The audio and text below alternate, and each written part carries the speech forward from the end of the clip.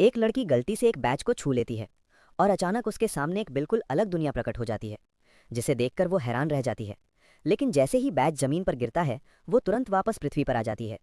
वो देखती है कि उसके आसपास मौजूद सभी लोग उसके साथ अजीब तरह से व्यवहार कर रहे हैं। वो सामान्य होने का नाटक करती है और नीचे फर्श पर पड़े बैच की ओर देखती है। ये सुनिश्चित करने के लिए कि ये सिर्फ उसकी कल्पना नहीं थी, वो सावधानी से हाथ बढ़ाकर उसे फिर से छूती है। और सचमुच अगले ही पल वो फिर से दूसरी दुनिया में पहुंच जाती है। इस बार वो खुद को एक विशाल सुनहरे गेहूं के खेत के बीच खड़ी पाती है। जब वो सिर घुमाकर देखती है तो दूर उसे एक हाईटेक शहर दिखाई देता है। उसकी जिज्ञासा तुरंत बढ़ जाती है। वो उस शहर की ओर चलना चाहती है, लेकिन तभी किसी कारण से वो अचानक खुद को वापस पुलिस स्टेशन में पाती है। वो जल्दी से आसपास के लोगों से पूछती है कि क्या वो पूरे समय यहीं खड़ी थी। लड़का उसे ऐसे देखता है जैसे वो पागल हो गई हो। वो मदद करने के लिए बैज उठाने की कोशिश करता है, लेकिन केसी तुरंत उसे रोक देती है। साफ है कि वो नहीं चाहती कि कोई और इस बैच का रहस्य जान सके। उसे डर है कि कहीं इसका राज खुल न जाए, इसलिए वो जल्दी से बैच को च्युइंग गम के रैपर में लपेट देती है। जब वो खड़ी होती है तो उसे पता चलता है कि उसका पिता काफी देर से दरवाजे पर उसका इंतजार कर रहा है। जब उसके पिता उसे जमानत पर छुड़ाकर घर ले जा रहे होते हैं, तब केसी की नजरें लगातार बैच पर टिकी रहती हैं। रास्ते भर उसके पिता उसे डांटते रहते हैं। केसी चाहती है कि उसके पिता भी इस बैच की ताकत का अनुभव करें, लेकिन जब उसके पिता उसे छूते हैं तो कुछ भी नहीं होता। अब उसके पिता को यकीन हो जाता है कि केसी सिर्फ मजाक कर रही है। केसी सोचती है कि शायद बैज ने काम करना बंद कर दिया है, लेकिन जैसे ही वो खुद उसे छूती है,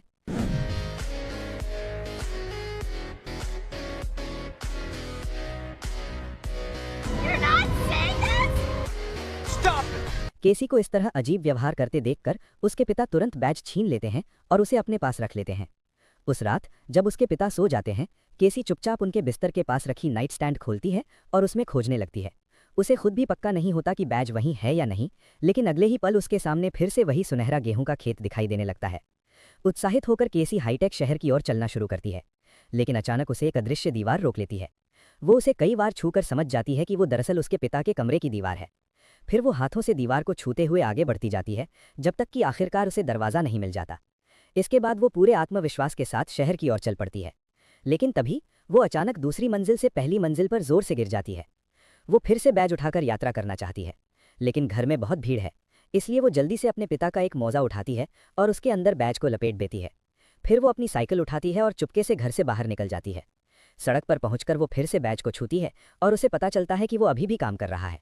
राहत की सांस लेते हुए वो अपनी साइकिल पर बैठकर अपने गंतव्य की ओर चल पड़ती है। कुछ ही देर बाद वो कुछ किलोमीटर दूर एक खुले मैदान में पहुंच जाती है, लेकिन इस बार जब वो बैज को छूती है तो कुछ अविश्वसनीय होता है। सुनहरे गेहूं के खेत में जाने के बजाय वो सीधे उस हाईटेक शहर के अंदर पहुंच जाती है।